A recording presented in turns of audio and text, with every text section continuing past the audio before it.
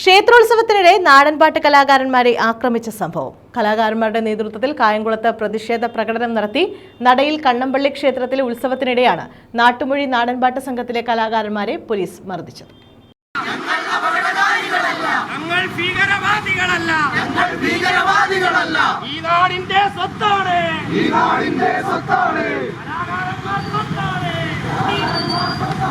നടയിൽ കണ്ണമ്പള്ളി ക്ഷേത്രോത്സവവുമായി ബന്ധപ്പെട്ട് സ്റ്റേജ് പരിപാടി അവതരിപ്പിച്ചുകൊണ്ടിരുന്ന നാട്ടുമൊഴി എന്ന നാടൻപാട്ട് സംഘത്തിലെ കലാകാരന്മാരെ അകാരണമായി പോലീസ് മർദ്ദിച്ചതിൽ പ്രതിഷേധിച്ചാണ് പ്രതിഷേധ പ്രകടനം നടത്തിയത്. കലാകാരന്മാരുടെ നേതൃത്വത്തിലാണ് പ്രകടനം നടത്തിയത്. കായംകുളം KSRTC പരിസരത്തു നിന്നും ആരംഭിച്ച പ്രതിഷേധ ധർണയിൽ നിരവധി കലാകാരന്മാർ പങ്കെടുത്തു. പൊതുപ്രവർത്തക അരിത ബാബു തുടർന്ന് നടന്ന യോഗം ഉദ്ഘാടനം ചെയ്തു.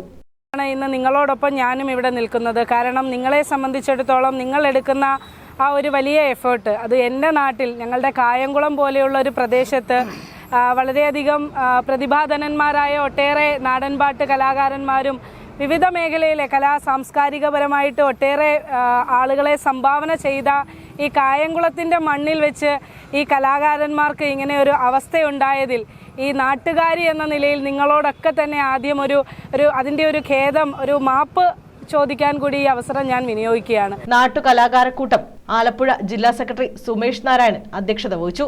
കൊല്ലം ജില്ലാ സെക്രട്ടറി അഭിലാഷ് ആദി സ്വാഗതം പറഞ്ഞു. സംസ്ഥാന കമ്മിറ്റി അംഗം അയ്യപ്പൻകുട്ടി ഉദിമാനം, ബേബി പാറക്കടവൻ, കൊല്ലം ജില്ലാ പ്രസിഡന്റ് സന്തോഷ് മണപ്പള്ളി, ബിനീഷ് കോരാണി, ബിബിൻ കാരേറ്റ്, പിന്നണി ഗായകൻ മത്തായി സുനിൽ, ബൈജു മലനട, അനിൽ മുല്ല തുടങ്ങിയവർ പങ്കെടുത്തു.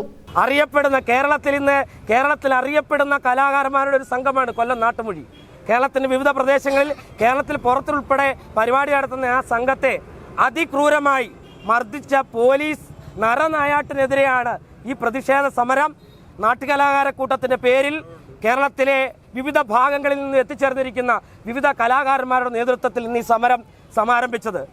ഇവിടെ നിൽക്കുന്ന നാട്ടുമൊഴിയുടെ ടീം മാനേജർ കൂടിയായിട്ടുള്ള ഇർഷാദിന്റെ ഭാര്യ തസ്നി, ഈ പിഞ്ചു കുഞ്ഞിനെ അടക്കമാണ് ഈ നെറികെട്ട പോലീസ്, ഈ കാഴ്ചയില്ലാത്ത ഈ പോലീസ് കയറി മെതിച്ചത് എന്ന് ഈ അവസരത്തിൽ പറയുകയാണ്. അനൂപ് കരുനാഗപ്പള്ളി നന്ദി പറഞ്ഞു. തുടർന്ന് നാടൻ പാട്ടുകൾ പാടി കലാകാരന്മാർ പ്രതിഷേധം രേഖപ്പെടുത്തി. News bureau, Kayamkulam.